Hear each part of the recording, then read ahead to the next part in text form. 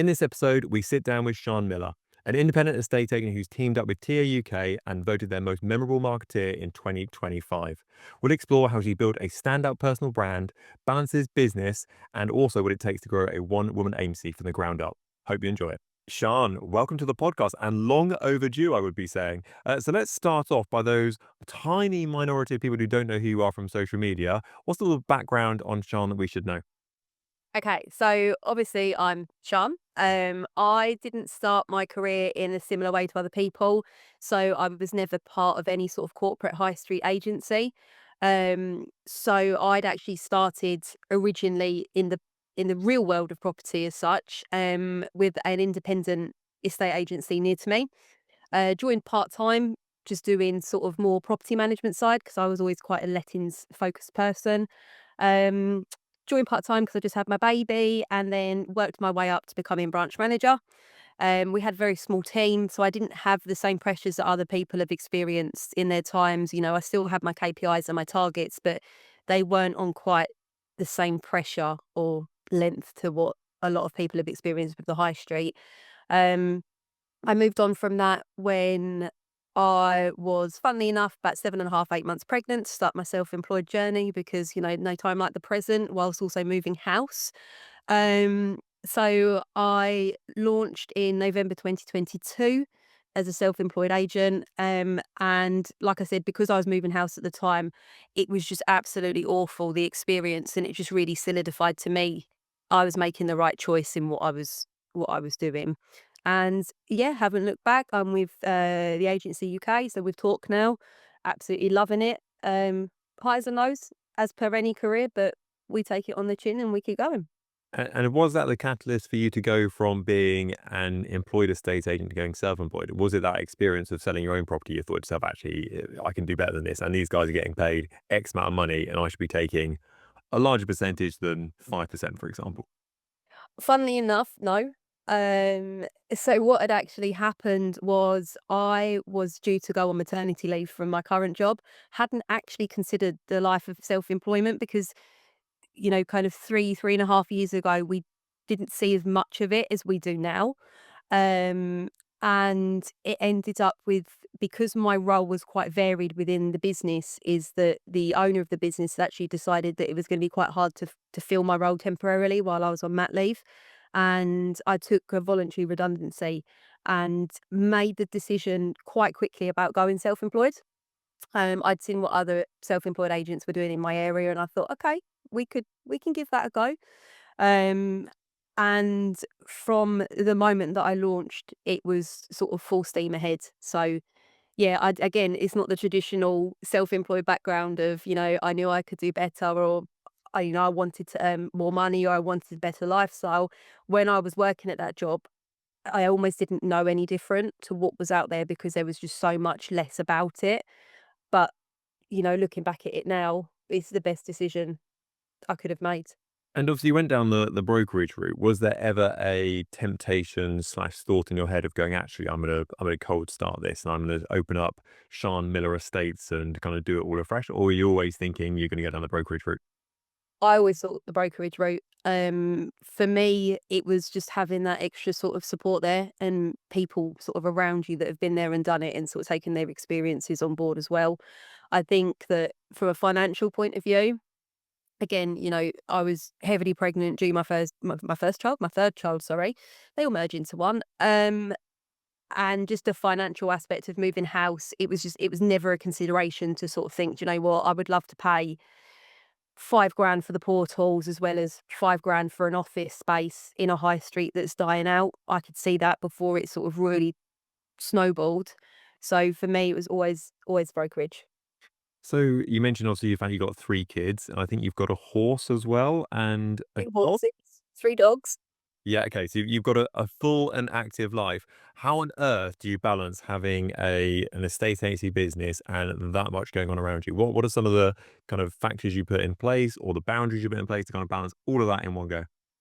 So I think the lucky thing for me is that I almost don't know any different now because I'd started my self-employment with all of these extra sort of commitments and family and etc. And it's taken me I'm on 2.5 years now, so it's taken me that long to sort of really figure out that work-life balance. But I think it was more of a mindset problem because when I was employed, it was that, 9 to 5, working flat out. You wouldn't really take a lunch break because you was always here, there, or dealing with someone. And I think a lot of for the first maybe year or so is that I was mistaking being busy for being proactive. And it was sort of the guilt at the start of I'm not doing enough work. So I would try and fill that space. Whereas now I make a very conscious effort, especially on sort of social media, etc., to highlight the fact that I do have children and, I do have extra commitments so that my clients know from the get go that I am, a family girl. And now it's resulted in, when people contact me for evaluation, they'll say, okay, do you want to do 10 o'clock? It gives you time to do the school run. They know that from the get go. The only days that I don't have childcare currently are on a Wednesday and a Friday. So what I tend to do is my Wednesdays and Fridays are sort of my days off or my admin days. Spend that with the littlest one who's 2 because I can't make a phone call with him anywhere because he'll be screaming in the background about something. And then when it's his nap time, I'll sort of catch up with a little bit of admin. I'll work, some evenings, generally try and work. I fell into the trap of sort of doing viewings every single weekend, Saturday and Sunday, and that took a massive toll on, the family environment as well as, just burning out quite a lot. So now I just try and I stagger the properties that I bring on so that I can give myself sort of every other weekend time to recover. But now I'm in a situation where my business is scaled. I'm in a better position than I've been in previously. So now sort of use like utilizing the time to go on holiday and things like that so we can sort of make the memories rather than just, mum running around being a lunatic trying to do things. Yeah, it's a hard juggle, but I've found the balance. Yeah. And if someone was listening to this and they were struggling with the balance, the juggle of family life and running their own business, and certainly obviously when you first start a business, it's kind of all hands on deck sort of thing. What advice would you give that person as kind of a quick win or a quick bit of advice that they could implement in their business today that would kind of they would take a step back and go, actually, I feel better now and I don't feel quite so rushed. I think the main thing is just not to put too much pressure on yourself.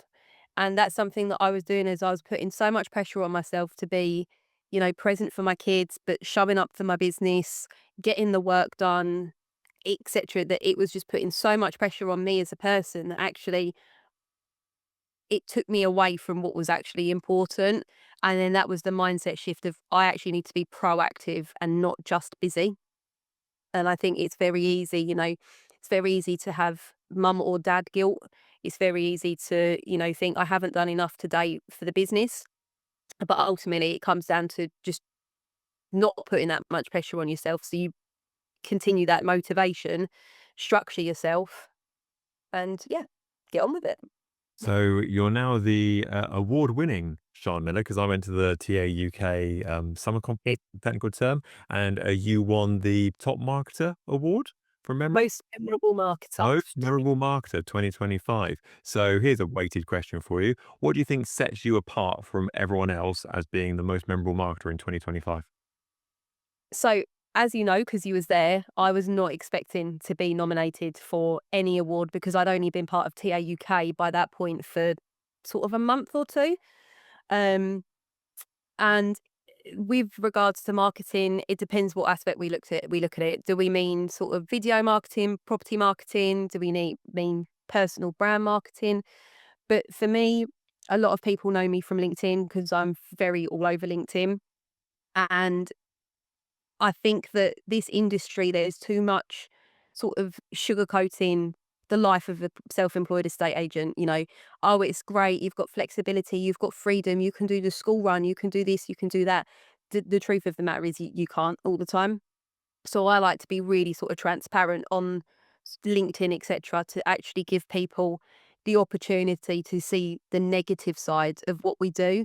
You do have to make sacrifices for certain things for your business and vice versa. And it's hard work and you have your ups and downs. And I don't think it's spoken about enough. And I think the dangers of LinkedIn in that respect is that people go into this sort of little bit blindsided almost, to think that, they're gonna in their first month be earning 100K, and if they're not, they're comparing themselves to everyone that's posting their pipelines, etc., on there. But I want to just bring more of sort of like a truthful element of it, that, we're not doing this to have an easier life, we're doing it to have a better life. So that's sort of, I think, from that aspect, is that I've had a lot of messages that say, people say, we're really pleased to see that, not pleased to see you're struggling, but we're so pleased that people are facing the same problems that we're having. And then with regard to sort of my actual social media, is, Facebook, Instagram, something that clients are constantly watching, is just a mixture of sort of like my business life and my personal life. Because with me as a person in general, I'm very much what you see is what you get. And I want clients to know that from the very get go. And, we do some swanky property tours in the meantime. But I think it's just having that personability and transparency as a person. Yeah, it's kind of almost like the expectations versus reality, isn't it? 'Cause I think if you were an alien and came down to the UK and looked at, social media, you'd be like, "Oh my God, everyone's got a brand new Range Rover and everyone's got like houses with swimming pools and everyone's making loads of money and they're screenshotting their pipeline." When I think in reality, you're probably looking at the top, what, 5%, maybe 10% if you're lucky, across the board. And obviously there's a lot more sort of the other 90% are probably a lot more sort of hand to mouth or sort of normal, let's say, in the grand scheme of things, to everyone else. I think it's always very important to kind of look at the reality side of things. I think as well with the transparency side of things is that, people that are posting their pipeline or their exchanges or whatever's going on, like, good for them. I don't fully see the benefit of it, apart from potentially fulfilling one's own ego. That will ruffle a few feathers. But the other thing is considering, that everyone has different fees, they have different property prices, they have completely different demographics. And that in itself, you could be selling 10 two-bedroom houses that are actually 1.5 million each, or you could be on the other end of the scale where your two-bedroom houses are 200 grand. So I think getting yourself into a situation where you start comparing yourself to other agents is a really dangerous place to get yourself in. I always find it a really weird one because I think as Brits, we like the underdog. Like we usually be like, if you're an underdog, if you're like, oh, Sean, I've just launched my own business, you're like, I'm going to help you out, and like we feel good for helping people out. But as soon as people get too big for their boots, we are first ones to try and cut people down. And so I always find it funny when people are like, oh, I'm amazing and I'm earning lots of money and I'm going to so and so and isn't this good? I'm like, you're literally setting yourself up people to go, who are you? Like sort of thing. Whereas if you're like, actually, I'm trying really hard, I'm working really hard, and I'm being quite humble about it. And yes, I'm not showing you all the good stuff, I'm showing you the bad stuff as well. People are like, fair play, like you really deserve it. I've seen how much you struggle, seen how much you work for, and you've really earned it, rather than just being some flash, you know what, and just going, oh, aren't I amazing? Someone will be like, actually, we'll probably take you down a peg or two. Yeah, and I think that's the big thing about social media, is that, like I said, it's the posting sunshine and rainbows. And, posting a picture of your pipeline. Well, what work have you done for it? What have we seen, the trials and tribulations you've gone through to get there? And that's sort of the way I want to present my story, is that I've had challenges, over the last 2.5 years, and I've sort of gone from here to here, but my head has remained the same size. I love that. I love that. Did you ever, obviously, you talked about your family and pets and whatever it may be. Have you ever thought to yourself, have you ever had a conscious thought where you said to yourself, I am going to share my family on social media, or I'm going to share the horse on social media, for example? Or has it always been like, I'm Sean, this is what you get me for an inch, you get all of me sort of thing? Have you ever thought about the line you draw? So, no, in all honesty. And this is a really sort of 50-50 split, I think, in personal estate agency in particular. It's how much of your personal life you want to show off in comparison to how much of your professional life you want to show off. And I won't post, 5 posts in a row about my kids or my horses, or, my horses, my kids and my dogs in one post. That would be carnage anyway to create. But I will put, a picture of my 2-year-old smiling next to my sultan, or I will post a picture of, you know, my middle child who's 7 came to work with me for a day, and he came home and he was drawing a picture of the house that we're going to buy next and how it was going to be laid out. I will post things like that so that people know that this is, you know, people aren't paying for me to sell their house, for me to have this flash car and there's all these holidays and things like that. They're paying for a family run business. And it's not family run in such because it's just me, but I'm a family girl and it's going to benefit me, my children. We're part of the local community. So I like to bring the personal aspect of it in as well. And the other thing, like I said earlier, is that I want people to know that I do have extra commitments as well. So, and my clients are so receptive of it. Like, my little one's been with me on viewings. He's been with me to valuations, and it's not a massive surprise to them because they've already seen him like on my social media. So I know some agents are very protective of that part of their life. They want to really just draw that line and not have anything to do with it. But I think for me, it's part of my business, it's part of my life, it's part of my business plan, it's part of my strategy. So they're there. So if I ripped away all your business and could take you back in time for 2.5 years or so, and kind of back when you first started, what would be your number one sort of focus? And with the lessons you've learned over the last couple of years or so being self-employed, what would you really focus on if you had to start from scratch again? Um, I think probably my mindset. um, and it sounds very generic and it sounds like, a lot of people would say it, but I had quite not a limited self-belief, but I was almost trapped in that employed mindset of not sort of getting too creative outside the box or not thinking about other ways of doing things. And once I got to that point, I was competing against some of the biggest high street agents at the time. I was like, oh, this is really good. They've instructed me over them. Now I wouldn't even think about them in that way. But yet now I've sort of scaled up and I'm competing against, more of your Equus and, Fine and Country and Savills, like the sort of bigger ones that we don't see around here anymore. And that's just from a shift of mindset of, I know I can help these people. I didn't doubt myself, but I just felt like no one would have taken me seriously if I'd approached them. Whereas now I've got that sort of, I know I can help you. So let's just give it a go. And I think I'm a lot more straight out with it now rather than trying to think of the best script to say or how to present myself. It's just very, look, you want to sell your house, you've been on the market for ages. Let's just get on with it. Mm. Uh, so yeah, a lot more just sort of mindset shift, I think. And what does success look like for you personally? So where are you kind of working towards with your business? Is the goal eventually to have team members and take a step back? Is it to scale to a certain figure, then go off into the Caribbean sunset? What does success look like for Sean Miller? So I am, as you know, my goals, my vision changes every single week. It's I don't have any sort of straight path. And I think if anyone said I know exactly where I want to be at this point, I don't really think that's too true because other things can pop up in between. So from a revenue point of view, is that I'm now where I wanted to be plus a year ago. So my goalpost has changed that I want to be plus more because your goalpost is always going to change. You hit your figure and you think, oh, I want more. Not in a greedy way, just more of a I know I can do it. Um, Being a estate agency director for TAUK, I am looking to grow my team. So in regards to what that looks like is that I want to be able to help other agents be successful in what they do.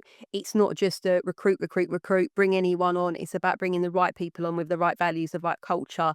And I'll be there to help them with things that I didn't have help with at the beginning, which I think is like invaluable to anyone that's starting out. But my main priority now with success is about freeing up some of my time and actually having, we haven't been on holiday for 5 years. And now I'm in a position where I've got 2 holidays booked. I can take my time away from the business, reset, come back, and it won't fall apart. And I think that's what a lot of agents struggle with is, if I leave the business for a day, I'm going to come back and have no one. And that's not the case. So for me, it's just working towards, the financial aspect where I'm, you know, eventually at some point I want that financial freedom, but I'm where I need to be right now for being, comfortable, content, enough time for the family, not working till 1 a.m. Yeah. Mm. I I think that when you were saying that, I was kind of nodding along because I think I do struggle with some of that myself, if I'm honest with you. And I think that the the bit of I feel like I said to my partner yesterday, I was like, if I don't feel like I'm going forward, I feel like I'm going backwards.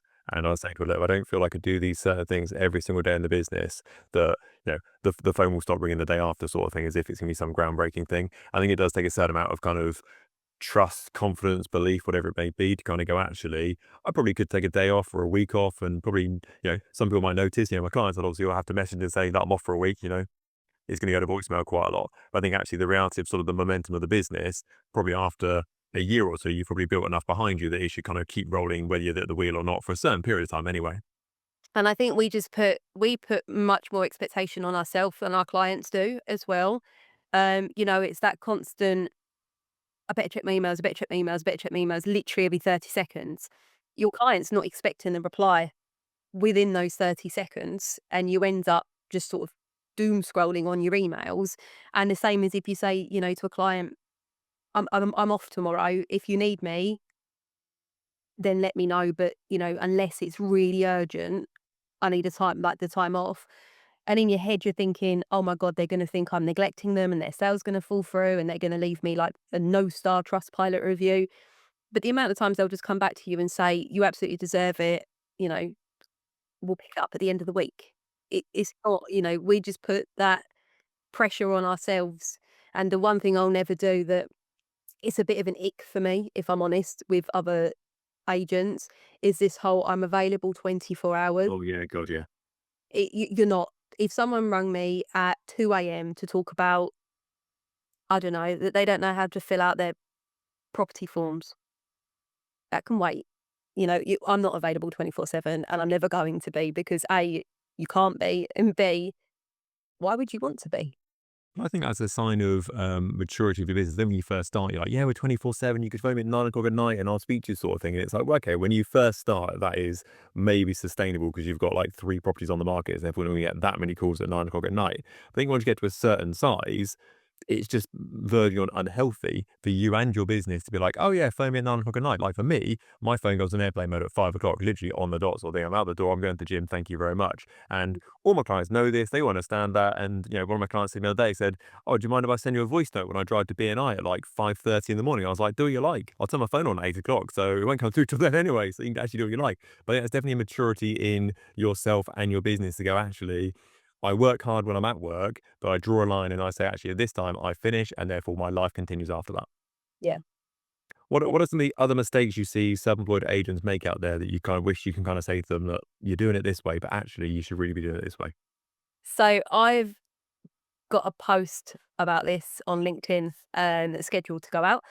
And one of my absolute bugbears is Canva. Oh, I'm liking that post already, just so you know. Okay, so again, another ick. I love an ick, but it's the agents that put together, they spend all day putting together this one Canva post that, quite frankly, looks pretty shocking anyway. Um, and it's all sort of like, look at me, I'm better than everyone. I can sell homes. Look at me, look at me, look at me, with a crappy infographic or something.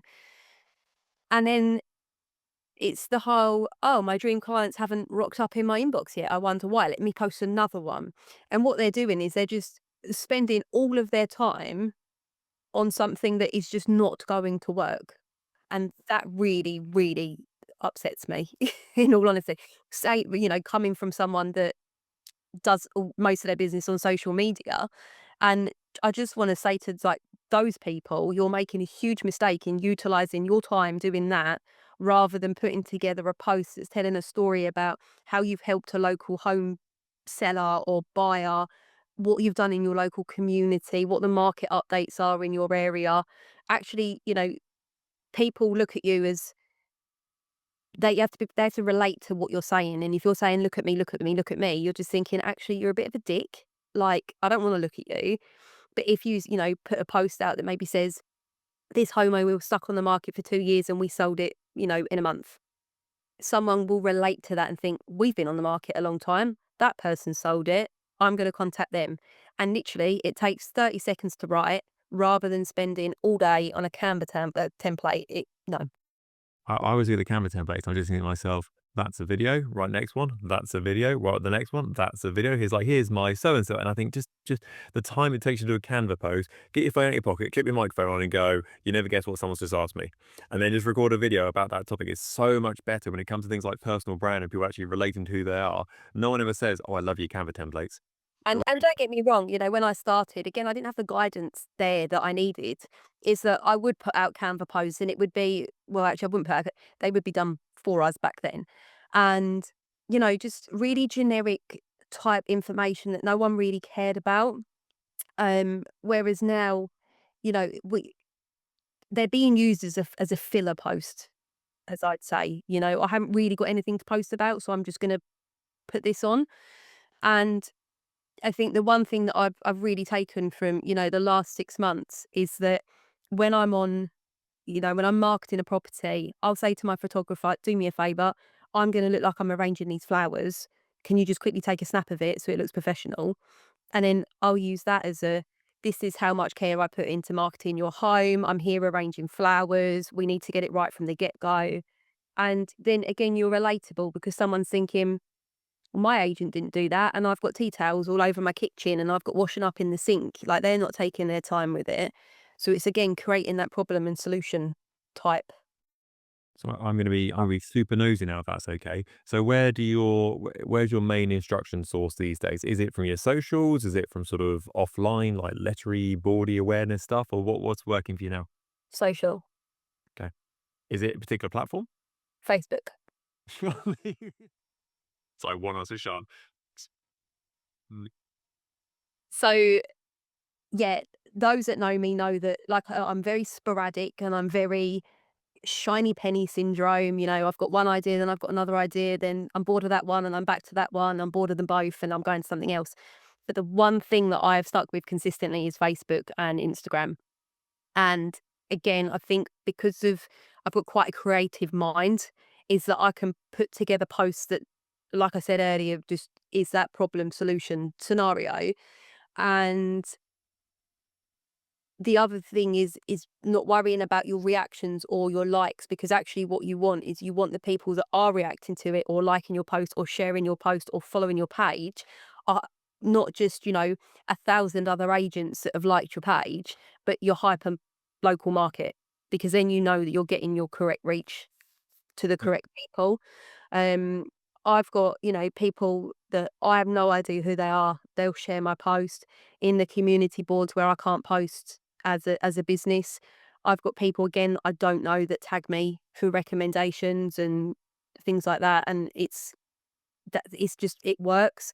I have started now on sort of like more of the um lead generation through letters, but that is because, they are set on auto campaign, so I don't actually have to do too much, which for me is perfect because I'll start it and I'll never finish it. So I wanna tap into, a little bit more of the market, but for me, it's my return on investment has come from social media, so that's where I want to put my money. And if I'm gonna put you on the spot now for a final question, if that's okay. If there were 3 top tips you had to grow your presence on social media so other people can get a lot of their leads through from Facebook or Instagram or wherever they wanna post on, what would be those 3 sort of big tips you'd give them? So first one would be, don't turn it into Rightmove or Zoopla. You can't just be posting, for sale properties and then linking it to the Rightmove um, ad, because you're driving traffic to Rightmove and not to your own website. Your own website should ideally have like instant Valtor or something like that, so that you're going to attract vendors from there. Um, the second one is just that whole problem solution. Create storytelling. Don't just post, Canva sold, just sold this. If you're looking to sell, please contact me. Tell the story of how you've done it, what problems they had, what challenges they had, and how you've helped to overcome it. Because again, people are going to relate to it a lot more. And lastly is both your seller and buyer campaigns. Now, these are really, really good at data capturing. They don't cost, as much money as people think that they might, but it's a way of, you could do two avenues. For a buyer, you could say, um, you know, click here to register your interest in properties before they go live. You've already captured their data. You've got buyers to grow your database. And on the vendor side, it could be, how much is your home worth in today's market? And the one that we've got running at the moment is, how much is your home worth? They have to put their name, address, email, phone number, their type of property, when they're looking to sell, etc. So you've already got that whole data captured, and you can send, straight away like a free home report, call them a few days after, see how they've received it, if they got any more questions. You've already chucked them into your database. You've got your lead from there. Sean, you are a award-winning marketer for very good reasons. Thank you so much for being so transparent and open today. It's been absolutely brilliant. Thank you so much for coming on. No problem. Thanks for having me.